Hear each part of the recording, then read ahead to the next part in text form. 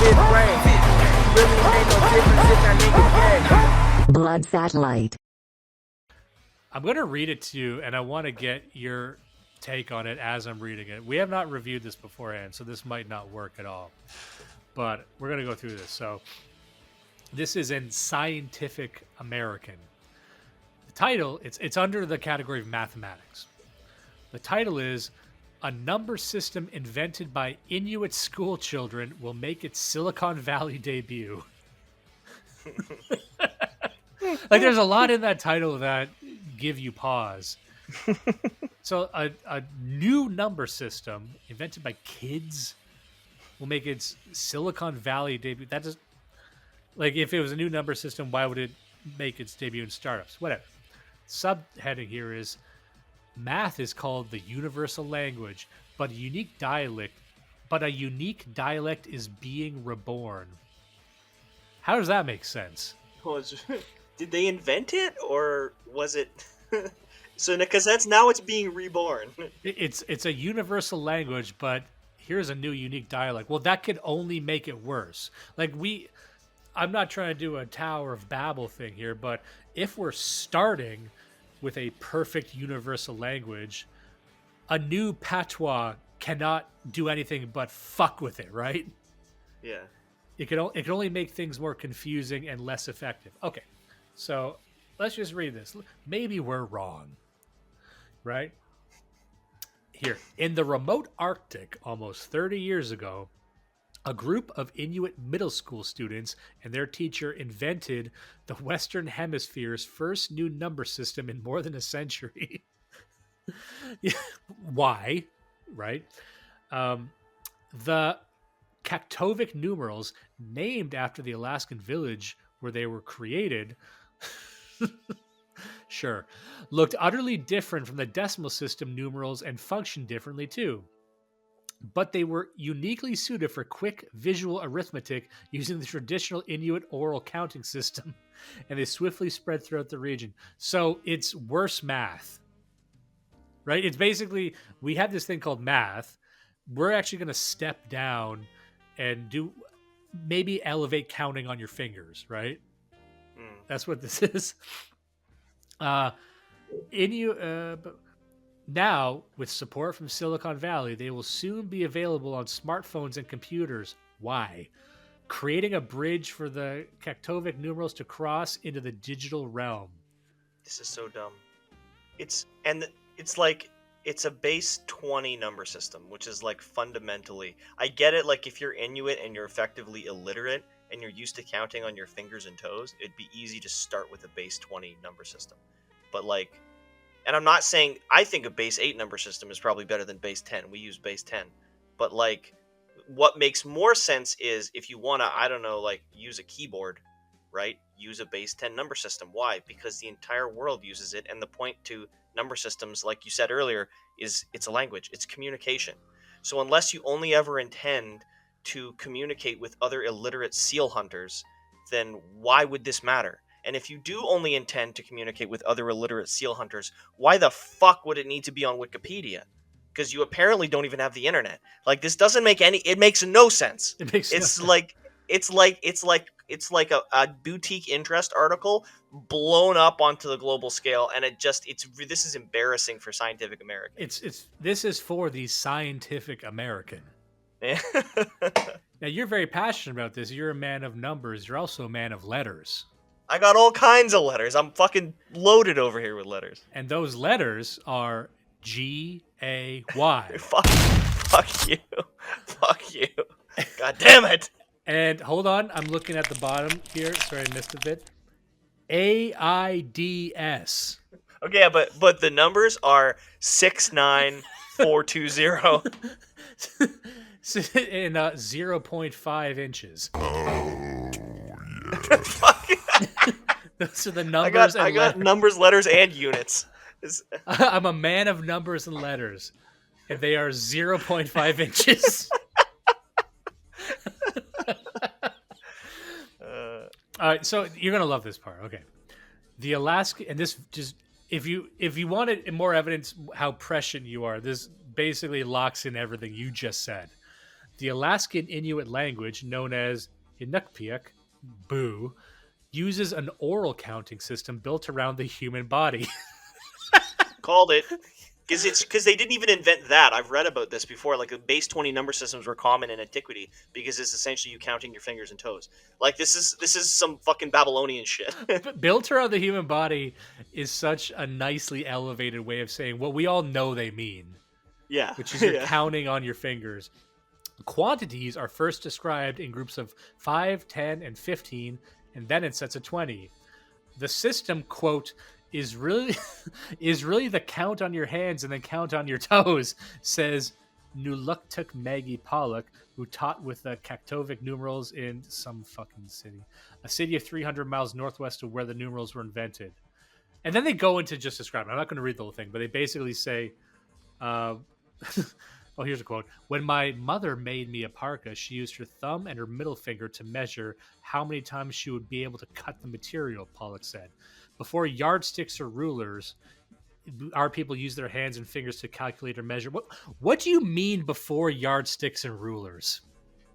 Yeah. Like pause there. Yeah. Like before, like these were invented in the 1980s. That's like saying before antibiotics, we usually just died. How long have we in the West had rulers? Right? How long have we, like, even if we didn't have a consistent measure, we had a system of measure that might have been unique regionally, but we had such a thing as a system of measure, and they didn't do it until what? 30 fucking years ago. Well, like the foot is kind of, I guess, based on a foot. But that doesn't mean you can't then put that on a stick and mark the stick with charcoal and then use the stick. That's a ruler. There's systems of measurement, and then there's such a thing as a fucking ruler. So the fact that you had your system of measurement, you could have made a ruler out of a fucking seal bone or whatever. See, like, there's such a thing as a foot, and then there is measuring everything with your feet, and everyone has different size feet, so your entire civilization, if you want to call it that, is fucked up and doesn't work. Yeah. It's like, not having a measure of time, like everyone just having a different definition of hour. It doesn't fucking work. Also, I noticed this was posted on April 10th, and actually, in the first week of April, I measured a garden plot by taking long steps, and so this is actually cultural appropriation, because I invented this. This was my invention. It got me thinking, though, too, and this will probably segue into our book talk, but it got me thinking that unless a development or an innovation is organically generated within the society or civilization or people itself, they kind of lose, right? So like the idea that there's lots of societies and civilizations throughout the world that kind of came up with numbers. The Greeks, we use an Arabic Hindu system. That's what's known as, like, the Indians got numbers. They didn't need to be taught numbers. They didn't copy the number. Like it made sense. They innovated it and they developed it. But then you have people like this where it's like they never came up with numbers themselves, or they never used it. It never generated up through them in a sense. So they're only copying. But that means that they can never advance. They can only copy. And we talked about this before with the Industrial Revolution. That the Industrial Revolution seemed to generate organically within the European, specifically sort of like the Anglo, and there's a few others too, but like automation and the Industrial Revolution is an outgrowth of this idea of systematizing things, right? You want to systematize, you want to standardize, and then you want to multiply, and you always want to improve, and how can we make things faster? And that led to this thing that kind of came up through our soul that generated over hundreds or thousands of years into this thing called the Industrial Revolution. But then for the people who didn't do that, they're just kind of copying it. But that means they can only do it wrong. That's kind of what like India did. You know what I mean? Like they didn't come up through them. So they're just trying to keep up. The space race is another example. Like, why did we want to go to the moon? Well, I mean, there's geopolitical reasons, but it's like the only reason India wants to go to the moon is to keep up with everyone else. So they're always going to do it for fucked up, stupid reasons. They're never going to be good at it. It's going to be like a parody of development. And so just like this Inuit thing is like a parody of a civilization. It's like, oh, you do numbers? Well, we kind of did our own numbers. What do you think about that? And I'm like, well, you can't actually do it. And every time you do it, it's going to be a dumb, useless version of it. And you might even end up hurting yourself Your idea that we need to have our own to kind of prove ourselves. Well, that's going to hurt you in the long run because now you have keeping up with the Joneses number system that fucks you. That's what I was going to say. Keeping up with the Joneses. It's almost kind of petty or naive treating a number system as a cultural possession in the same way like it's your like white people don't season they meat type thing, right? And it's like, first of all, your seasoning is some weird orange chemical in a plastic jug, so it's worse.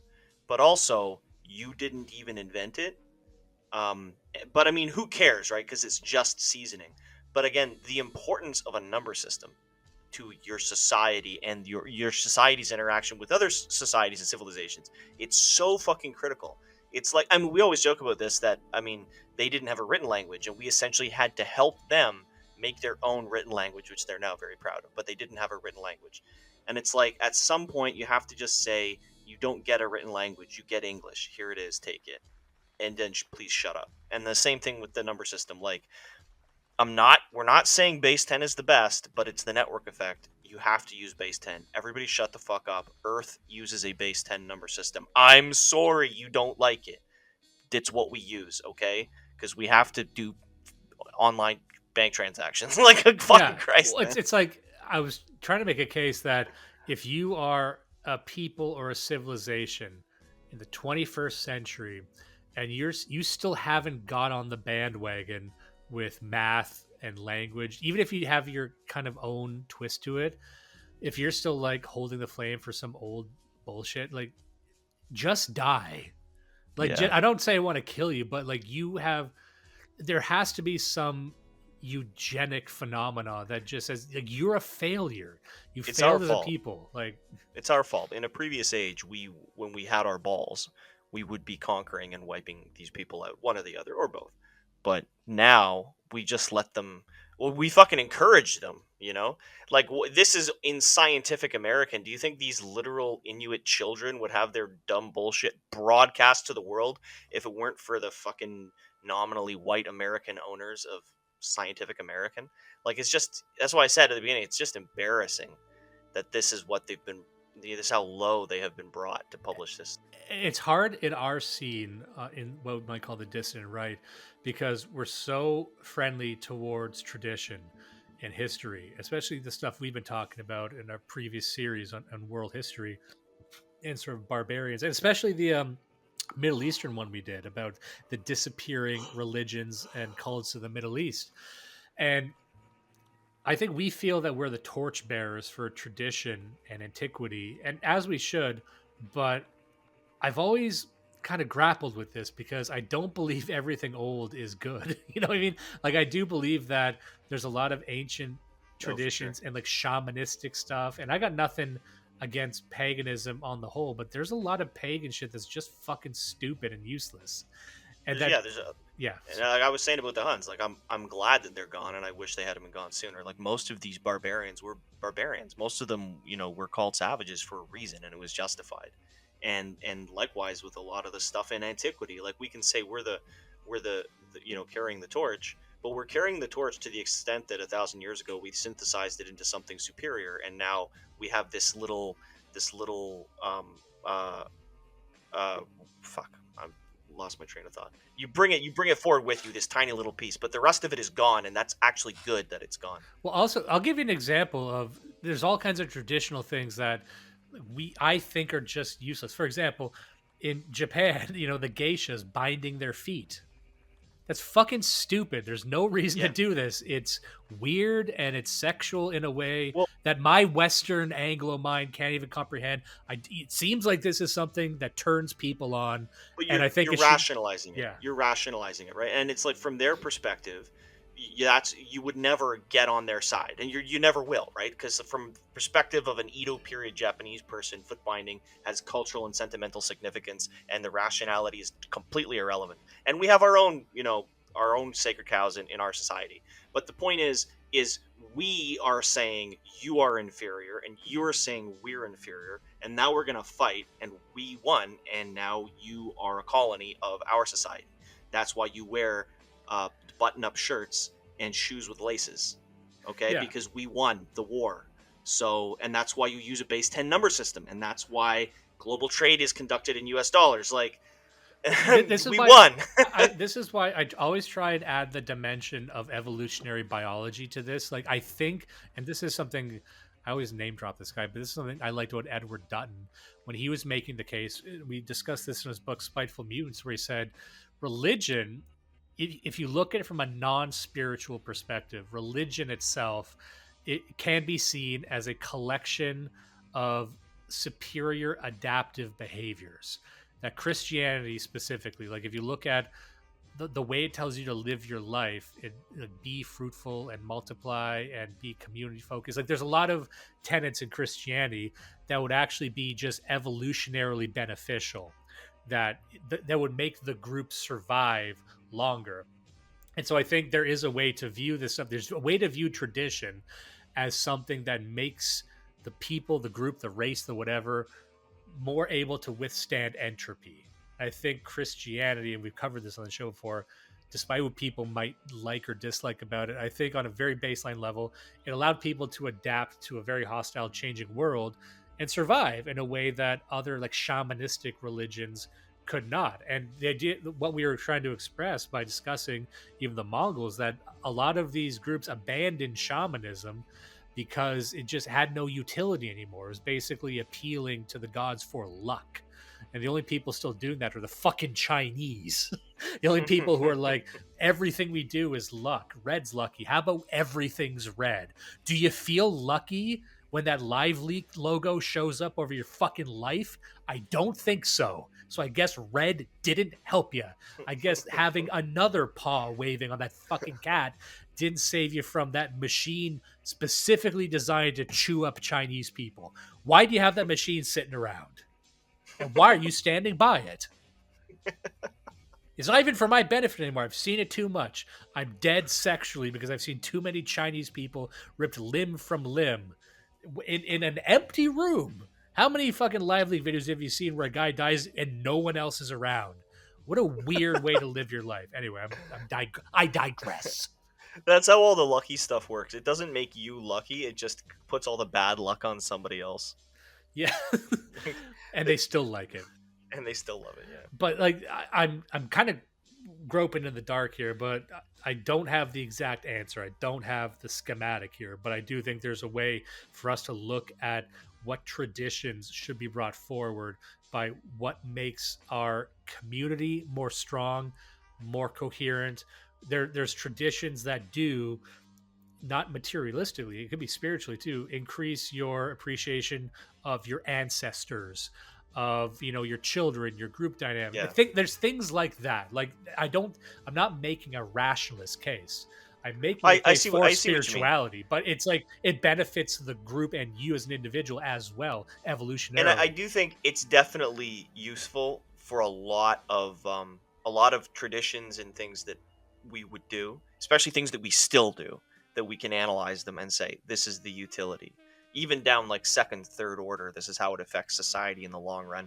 Totally helpful to do that. We start looking at the past and try to bring things forward, and then we start to lose context where, maybe I've never experienced a society where that tradition was common. And then you want to judge other people's traditions from the same period, and it starts to get hazy. And I'm saying at that point, you have to look at all of those traditions over centuries as like a web or like a historical organism, and you're a member of one organism. And even if some of your traditions are fucked up, you still have to pull the whole organism forward. And the problem with white people is we tend to want to grab other people's traditions and integrate them and synthesize them with ours instead of protecting our own. Yeah. So like this exact bullshit. Like, look how wonderful this base 20 number system is from these dumb kids. Like, no, it's not wonderful at all. Look how wonderful Western science and math are, for fuck's sake. Like, yeah. And even that, the idea of like reaching out and trying to grab things and incorporate them, that is like a Western European thing that we've always liked to do. And our problem is we need to figure out how to do that and not lose ourselves in the process. Yeah, like to some extent that nature it has assisted us. It hasn't been that, historically, I think it wasn't that much of a detriment. I think there was a period, probably for centuries, where that was a driving factor that was pushing us ahead of the rest of the planet. but right now it's been a corrupting force. So Yeah, that's why I a whole think, other you know, thing. people think this is a silly thing to say, but I'm like, that's why I look at space colonization. I'm like, well, that seems to be the obvious thing. That speaks to my spirit, and that would not speak to the traditionalist part of me or the spiritual part of me, but it makes sense in my soul that of course we'll have a Butlerian jihad. Like it makes sense to me. Like, well, of course we would go to fucking Mars and take this project that we've got, this civilizational project, and transplant it there and see what happens and make it work. Yeah. But I don't know, like some people disagree. I get why they would disagree, especially the more religiously inclined people. They think that's satanic. I know I know it's probably going to be a disaster. I know it's not going to be easy. I know we might lose our souls there, but like it just seems obvious that that's what we're destined to do. And it seems obvious to me that other races, like black people, don't feel that way. It doesn't make sense to them that we would even be interested in space. Even Neil deGrasse Tyson, I think, doesn't get it. Neil deGrasse Tyson, who thinks space is stupid, I've talked to him. Neil deGrasse Tyson, who makes more money than anyone in his family historically and just wants to keep his job, so he's feigning interest in space. He actually does not care at all. Neil deGrasse Tyson just wants big bitches. Woo! And everyone in his family wants big bitches. And he rolled the dice. And I mean that literally. Neil deGrasse Tyson was in a dice game. And they're... with Jason Statham. And they're deciding whether it was... And he picked space. He picked astronomy. To get the big bitches. And he's the only one that's worked for. They tried, you know, his fucking cousin was Bastiat. They thought maybe you can paint your way to pussy. Can't do it. Greater and worse men have tried. The worst get away with it, but it's not because of the painting. It's because of the rape. But a lot of people don't know that. They think if you're walking around with a paintbrush, that's carte blanche to rape. In Ohio, in Florida, in the District of Columbia. But those are the three. As the West collapses, the number of states on that list will expand. Yeah. Read the legislation that's being pushed through. Look at what Bernie Sanders is really bundling in with that fucking highways bill. You got like a 300-page omnibus, and about 2 kilo of it is just rape. All caps, no spaces. It'd be funny if Bernie Sanders tried to... Remember that manifesto that black guy wrote, that schizophrenic, where he just said the word nigger 20,000 times? Yeah, I love that. That was one of my favorites. Imagine Bernie Sanders tries to slip that into like an EPA bill.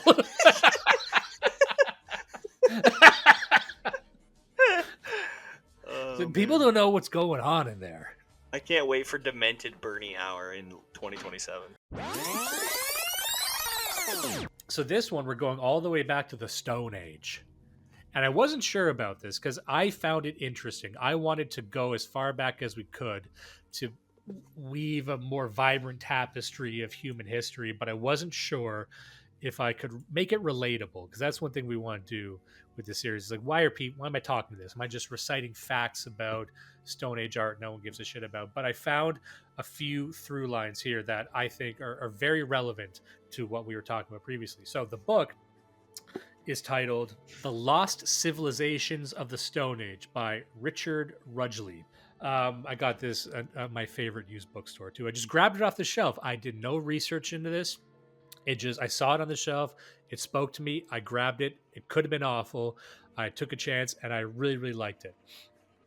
And what he's going to do in this book is we're going deep in history. We're talking about our prehistoric artifacts, and we'll get into this a bit when next episode I speak to a Philosophicat in the interview section. But we kind of discussed this with the Huns, that the further you go back in time, into the Bronze Age even, a lot of the history is speculative.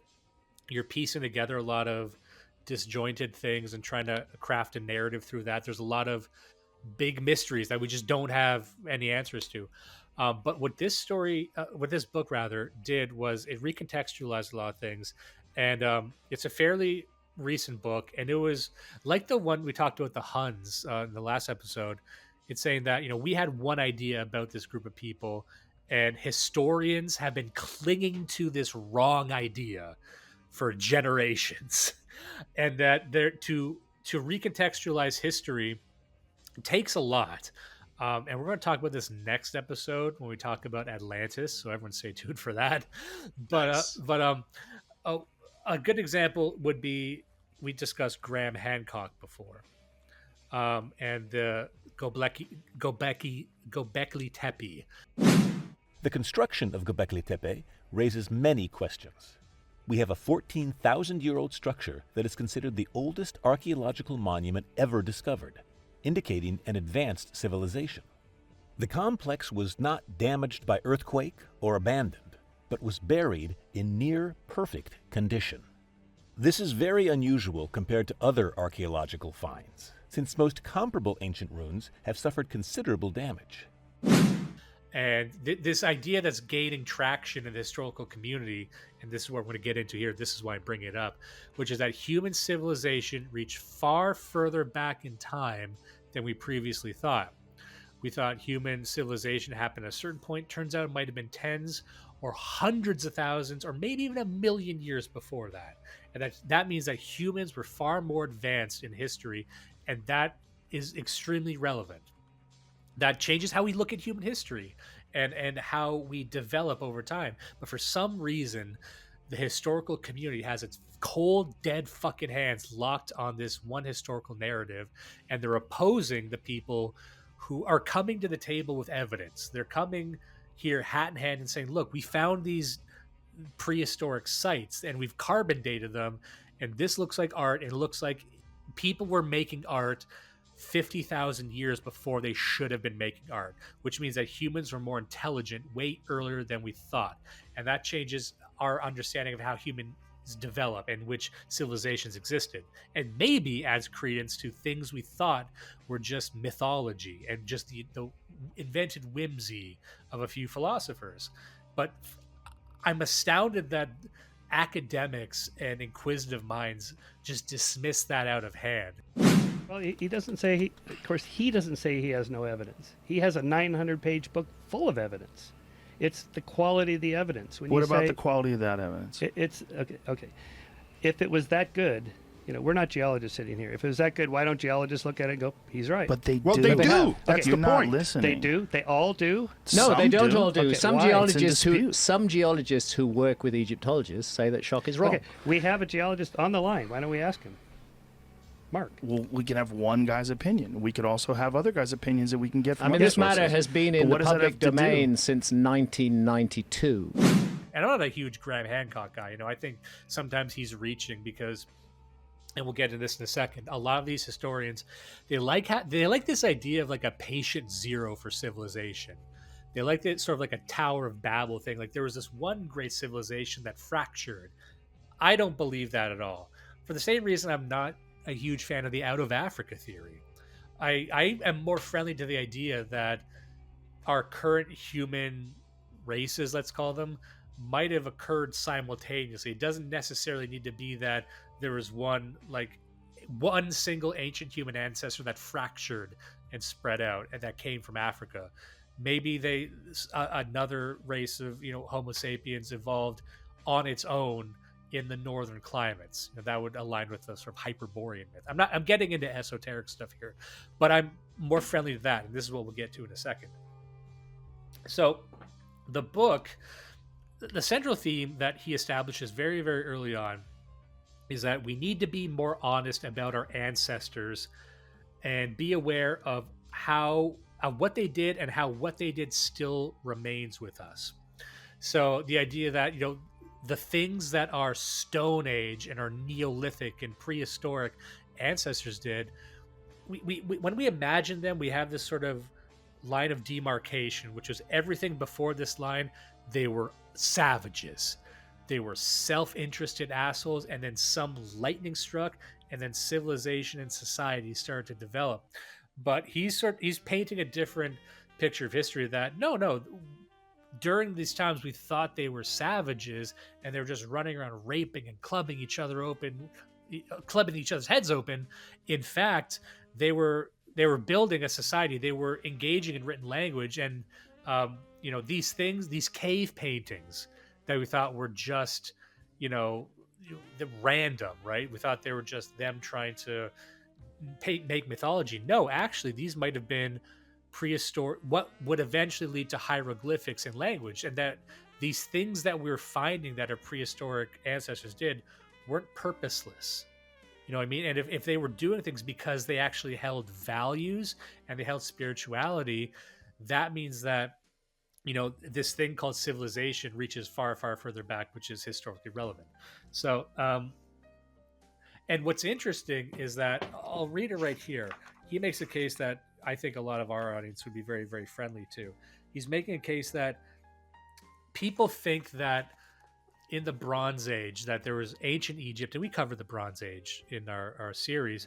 There's the Bronze Age, there was Egypt, there was all these civilizations in that Mediterranean region, and everything else was fucking corrupt and savage, especially Europe. They love telling stories that Europe was full of fucking loincloth rapists. He's making a case that no, actually, if you look at old Europe, there's a lot of evidence of more advanced civilization than you would think. Not only that, it wasn't civilizational aspects that they borrowed from somewhere else, because that's the other thing they say about ancient Europeans, that they had nothing going on until maybe some Egyptian showed up and they kind of stole that flame of intelligence. They're saying no, these Paleolithic Europeans actually were generating things up through themselves.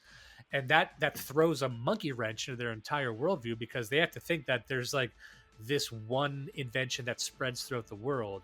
But if different races can come up with things independently, that kind of hurts. I think that hurts the out of Africa theory, in my opinion. But so he's got this line here. It says, tens of thousands of figurines and other representations of the goddess, along with highly ornate pottery, have been unearthed from the archaeological sites of old Europe, thus giving us a very detailed picture of the artistic and religious traditions of these communities.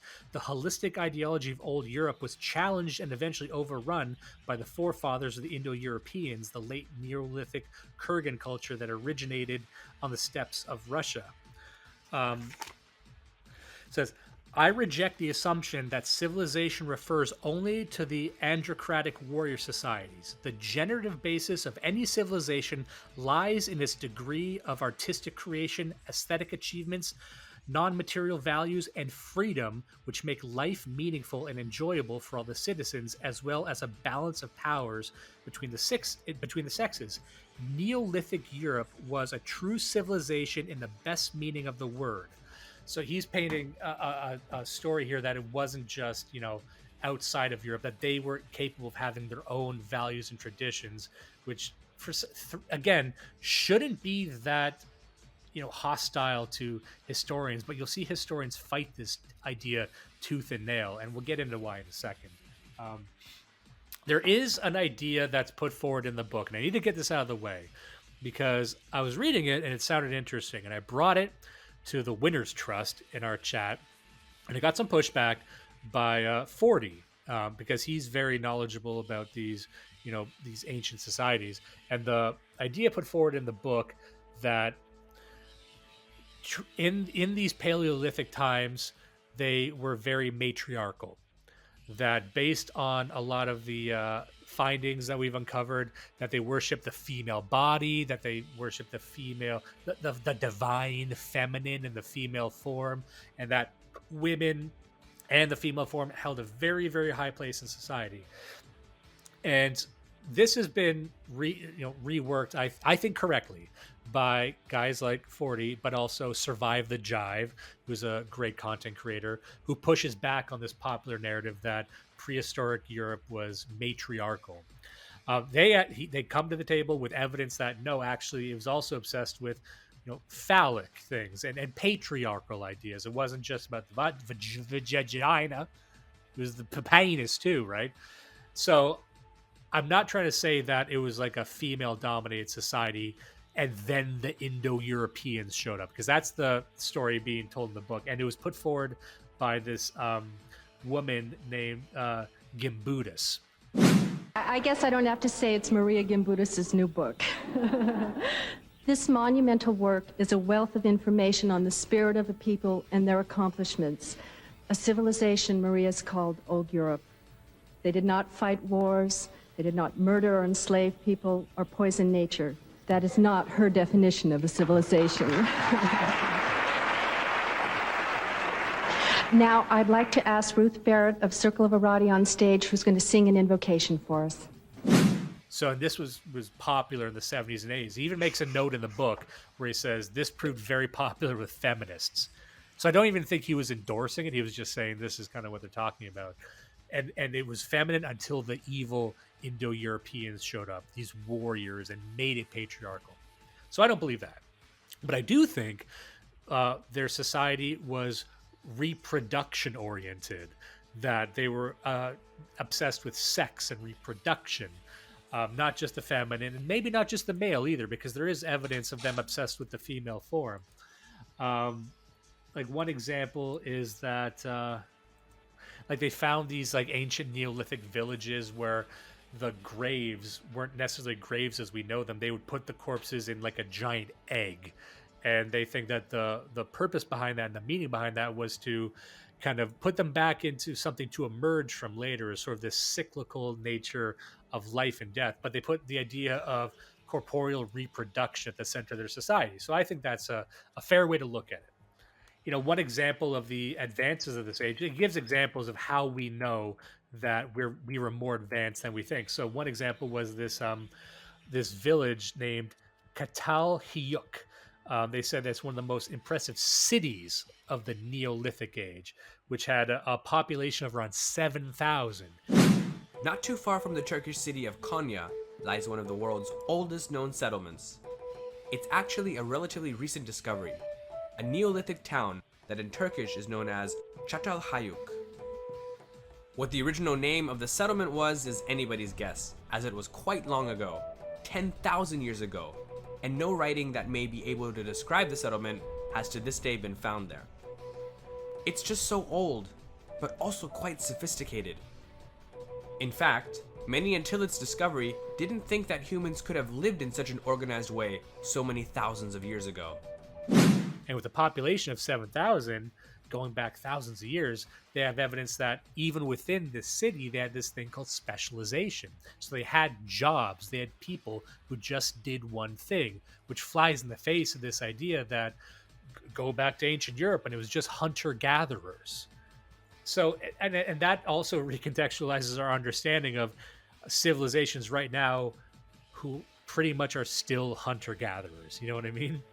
Yeah. So there's this idea that, oh, they just haven't advanced enough. No, motherfucker, go back like 3,000 years, and in Europe they still had, you know, advanced civilizations. They just didn't have the technology yet, but they had this organization and orientation that kind of came up within them that they still could make societies different than like Aboriginals in modern day North America. So I guess that was kind of what he was saying, that, you know, these things that we think are sort of modern innovations or modern orientations or collectivizations might go back to the ancient world. And I think if people have that in mind, that's very, very interesting. And that means that our behavior, and that's again what he's making the book, like the behavior of our ancestors has a direct influence on what we are now. And there wasn't this like sudden lightning strike line of demarcation where we became a more advanced or different species entirely, which is what a lot of historians think. You know, another example, just to give some examples pulled from history, is that there's this old European city a megalithic structure in Malta that goes back to 4500 BC. This is the Hal Saflieni Hypogeum, built by the mysterious temple people over 5,000 years ago. This ancient hand-cut labyrinth descends more than 30 feet below ground. They're only using stone and bone tools at the time, so it wouldn't have been easy to carve out such intricate spaces. And they found evidence there, and this is where, again, there's hard evidence that they were, in a sense, worshiping the female form, because they found links to animals, and animals representing seasons, and animals merging with like the female form. So there's almost this like shamanistic pre-pagan. That's one commonality I always found with like pre-pagan religions, and maybe even pre-shamanistic, which is like even before you get into the shamans and the magic and like the luck magic and stuff like that, it's like this merging of animals and women. And I don't know what to make of that. You don't see that anymore. That's one of those things we didn't really carry forward except with witches. And that's sort of what we were talking about before. That And furries. Yeah, and furries. With nonstop ass rape! But true, right? If you were to tell me that, this has always been with us, in the prehistoric world, we used to worship the idea of the divine feminine giving birth to bulls, which is a common thing. Women giving birth to bulls. You see that everywhere. You see that in China, too. But I'm like, that's not something I think we need to carry forward, right? Yeah, not really. Yeah, and the egg cemetery, that was just to give the exact location here, it's a cemetery in Slovakia in a place called Nitra. It's a 7,000-year-old cemetery where the graves are egg-shaped, rather. And there's another cemetery they uncovered in Ukraine, a cemetery 8,000 years old, where they have figurines of goddesses and snakes. And the reason this is relevant is because if you can prove that these Paleolithic or ancient humans actually buried their dead and had rituals, that implies values. Whereas a lot of historians would rather believe like, they just left them where they died. And also, what's more interesting is 8,000 fucking years ago, more than 8,000 years ago, 8,000 BC, that they had hierarchies, that they might not bury adults, but they would bury children. They find a lot of children's graves, not a lot of adult graves. Why is that? Well, because within their societies, they decided that children were more important. There was more value put on children. And again, that would imply a social hierarchy that does not fit with their model of just base hunter-gatherers. And one thing he talks about here is language, because throughout the book, he breaks civilization down into components. He's got a chapter on art. He's got a chapter on language. And he talks about language macro groups. And a macro group is, a collection of languages that have enough overlap, even though they're different languages, they have such an overlap with syntax that you can say, these are connected somehow. Like you'll notice that English and German and Spanish and a lot of these languages have similar syntax, French as well. Whereas a lot of the Cyrillic languages have a completely different syntax, and of course, the Chinese languages and things like that, and they can be grouped together. And he was making these macro groups. They can only rise in complexity so much, because a lot of historians will say, like, look, okay, we have these regional languages. We can actually group them in commonality with kind of broader languages, but there is a ceiling on top of that. So he's trying to push back on the idea that some people think there's like one root language, that there's one root language that fractured at some time ago and became all this other stuff based on, regional development. He's saying no. He's saying that the Indo-European language is a macro group and it can't be grouped with anything else. And the reason he said was pretty interesting to me, and it never occurred to me that there's certain words and languages that are so fundamental, they're like root words that are so different that it's almost like they had to come up with them themselves. Like, for example, like the two top language groups are the Indo-European and the Afro-Asiatic. Those are like the two top ones with the most language speakers.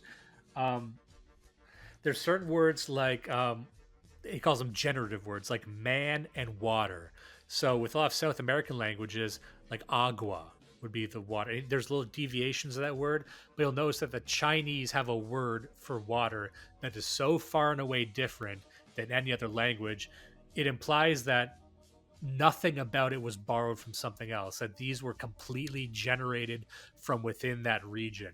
So, and you have to go down, if you look at like the fundamental words, like what are the most essential words to life? There's the word for man, there's the word for water, there's the word for like space and things like that.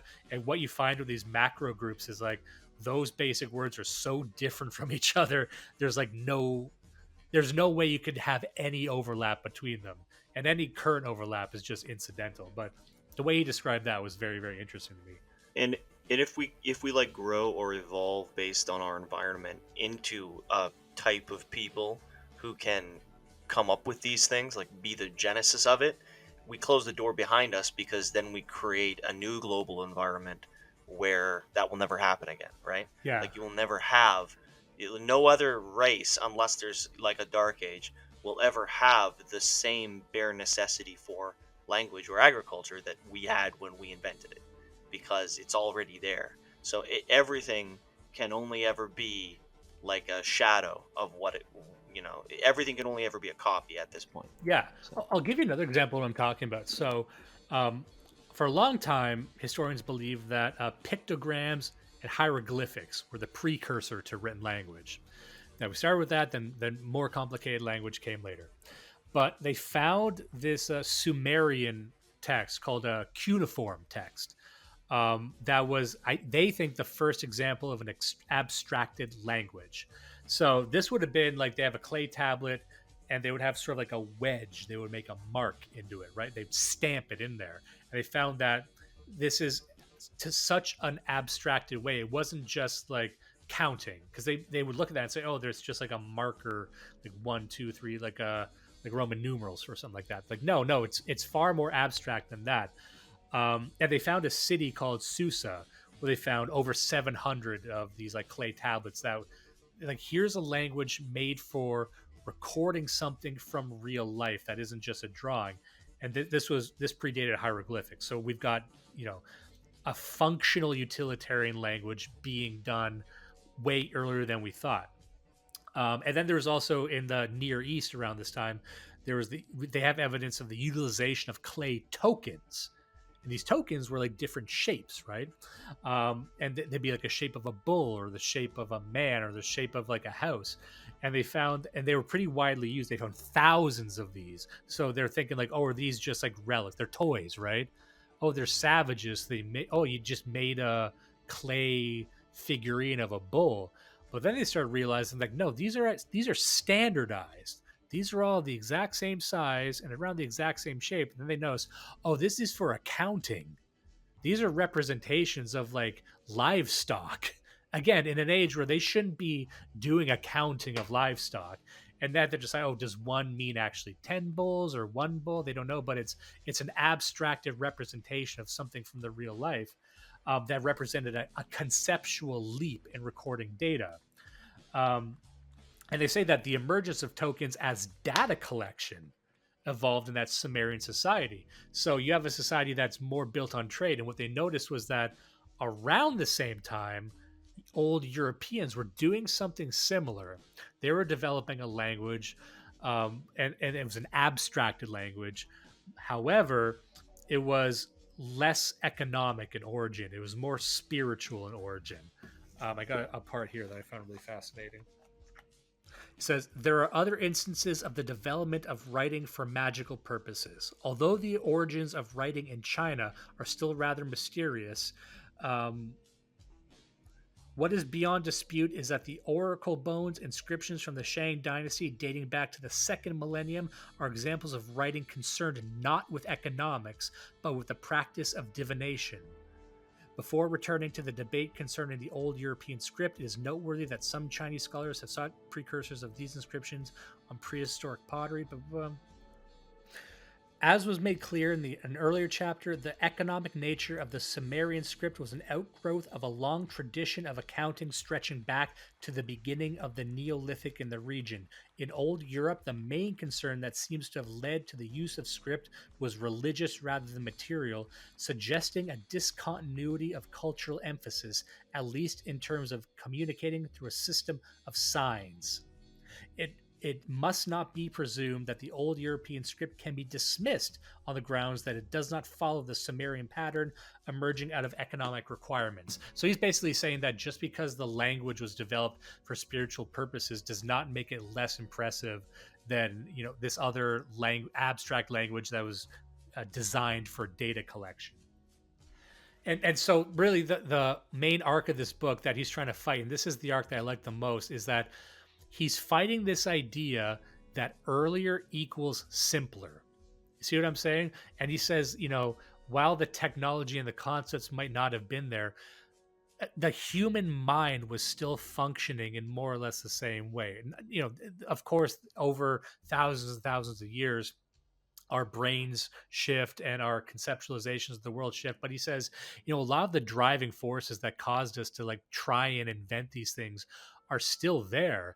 And this idea that we shouldn't treat our Neanderthal ancestors as a different species is really kind of crazy. And I think modern historians are liberals, and I think they have to adhere to this idea that something in the past was essentially simpler. You know what I mean?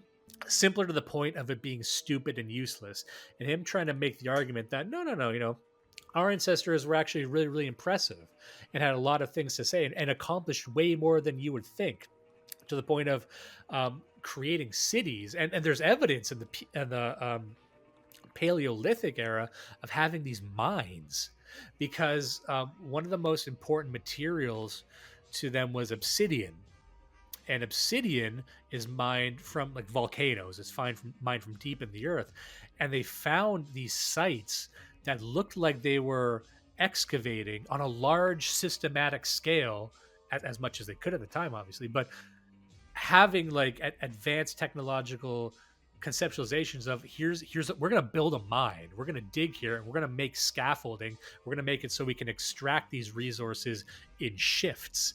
And then that type of thinking is what leads you to the Bronze Age. And that runs counter to I don't know why they like thinking this way, but they like thinking that developments in human history were just lightning strikes from above, which sounds very religious, but they also hate religion. So I don't get why they don't like that anyway.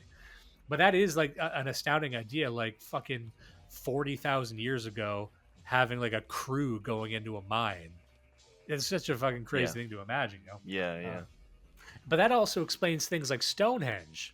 See, even if you talk to a lot of people now, they'll look at Stonehenge or they'll look at the Easter Island heads and they'll say, why did they make this? It must be completely random. But you have to leave it up to the esotericists and more of the experimental historians to think no, the reason they made these things is because they actually had that same sort of scientific drive inside of them. Because one thing they can prove with these Paleolithic societies is they were obsessed with the stars. They're obsessed with constellations. And the stars themselves inspired us to come up with all kinds of crazy ideas. They might not have known what it meant. They might not have known what stars were. But they had essentially a scientific relationship with the stars. So you have things like Stonehenge, okay, these megalithic structures appear to correspond to the constellations and can correspond to the seasons. And within that savagery, you have the germ of scientific thought. Whereas, again, modern historians would like to say scientific thought only emerged in the 1700s. It's a rationalist experiment that came to us through reason. No. In this sense, the scientific thought is almost a spiritual endeavor. It's something that drives you to try and come up with conclusions and come up with and test ideas and correspond mathematically with nature around you, even if you don't fucking understand it. And I think that's almost spiritual. Science as spirit is such a concept I'd never even experienced, encountered before reading this. I thought it's worth people knowing that. He says, in the course of this book, the human story has been traced from the cusp of history back to the inscrutable nature of the earliest known artifacts, which in the final analysis are barely distinguishable from the works of nature. This journey back to our cultural origins has unearthed some surprising results. That cultural activities such as the making of oriental rugs, the use of the dreaded dentist drill, and the equally dreaded practice of accountancy have all been shown to be part of Neolithic life is remarkable enough. Such early... Did you say the equally dreaded practice of accountancy? Yeah.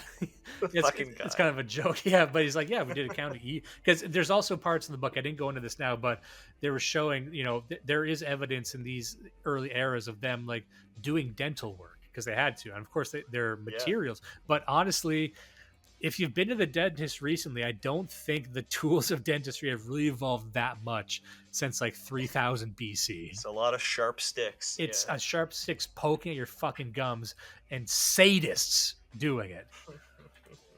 Show me a dentist, I'll show you a fucking Neanderthal. How about that? But yeah, they're saying like these ideas stretch back there, and such early dates for these activities are not simply precocious oddities, but part of a whole host of innovations and inventions of the Stone Age period. In the light of this vast body of evidence collected in this book, it is now clear that a fundamental reassessment of the prehistoric contributions to civilization is necessary. So yeah, that's the idea, and challenging this dogmatic idea that early, especially early Europe. And I have a note here that, and I won't go too much in this, but in the book, a lot of the pushback for like ancient European languages comes from, in my opinion, Jews, because one of the big mega language groups is sort of Hebrew. Hebrew is like its own language, and I think they don't like the idea that an Indo-European language can stretch back as far or further than ancient Hebrew. That's my, biased interpretation of it. But like, there's been a lot of like Jewish scholars who like the idea of Europe being a bunch of fucking loincloth savages. Oh, also another thing here that I just found. This is kind of an oddity, but it's just show again how advanced they were. One thing he mentions on page 189 is that not only do they have evidence of art representing values, they have art representing what could be perceived as double entendres, especially in erotic art. And they found this one sculpture that looked like a double entendre. It's two figures kind of having sex, facing each other, but the people themselves look like penises. So it's like going back like 7,000 years, you still have the fellas riffing on gay sex. It is the thread that ties all Aryans together for 10,000 years. It's survived this long. At some point, your ancient ancestors said, these guys love gay sex so much they are gay sex. Yep. Oh no. Yeah, I'm just one last thing. I'm gonna read about the mining thing because I want to return to that. I just found that so cool when I read it. It says the flint mines of Spines, Spieanes, just outside the city of Mons in Belgium, were first revealed at about the same time as Grimes Graves. Grimes Graves is a collection of mine shafts dating back almost 5,000 years. Over a 90-acre area here, there are over 400 shafts dug into the chalk bedrock, reaching down into seams of flint. The shafts were dug to a depth of 40 feet, an incredible depth when you consider the tools available at the time. In 1860, it was recognized that the site was rich with Neolithic flint artifacts, and some 6 years later, it was realized that it was in fact a mining complex. Subsequent excavations revealed the full extent of the industrial activity that had taken place in prehistory. The mining industry at Spines flourished between 5,000 and 4,000 years ago, and thus was earlier than the Grimes Graves. The central motivation of the miners was, of course, to get access to seams of superior flint. So, again, like 4,000 years ago, the idea that they had like mass excavations in these European areas, it was just kind of mind-blowing to me. And also, one other thing, just to show back how far this goes, and again, some people might know this, but it blew my mind when I heard it. There's the idea of fire as manufacturing. So, again, modern historians and pop historians, maybe I should say pop historians, not all modern historians, but pop historians have this idea of fire as just like a tool for heat, and or just a heat source, but not actually a tool. And there's a couple of things that he mentions in the book that really show how we use use fire rather. So they uncovered these cave systems that went back like hundreds and hundreds of feet into the darkness and through these crevices and through these like really difficult pathways. And they found bones in there. They found like Homo sapien bones, which implied that, oh, the only reason they could have gone this far into a cave was if they were using a torch. And that completely changes our understanding of their relationship with fire. Like there's fire for heat. We found fire in caves. So for a long time, historians thought, oh, they just used fire in caves for heat at night. But the idea that these same people were using fire not only as a light source, but a light source that they could control and go into excavations and explore caves was a kind of mind-blowing. But then what they found was up to like 47,000 years ago, they have evidence of them using fire as heat treatment for making their spears and the fire setting of quarries. So these quarries we're talking about, where they would go excavating, they were using fire as a way to kind of stabilize the walls so they could go deeper and deeper and deeper, which is, again, fucking mind-blowing. But that's 47,000 years ago. There's evidence within Europe and elsewhere of them using fire the same way a modern manufacturer would use fire. So even devoid of the advanced tools, there is like something in that spirit of them to be like, I can use this for something approximating mass manufacture, which is pretty cool, I think. What do you think about that? Yeah, it is pretty cool. Yeah. And so that, and using them in crafting techniques to make the heat treat their fucking spears. Anyway, that's basically what I wanted to get at. And I thought that was just, it completely changed my relationship with the Stone Age. You know, a lot of people would learn from the media or learn from modern academia that, you know, pre-humans were just savages. But I really do think it's important for people to consider, and we talk about this in our political sphere all the time, the important things in our cultures are generated from within. And I think it's damaging to the mainstream. I don't even want to call it liberal. That's a bit too, you know, left versus right. But this idea that everything back then was automatically simpler and therefore stupider and therefore useless, get rid of that.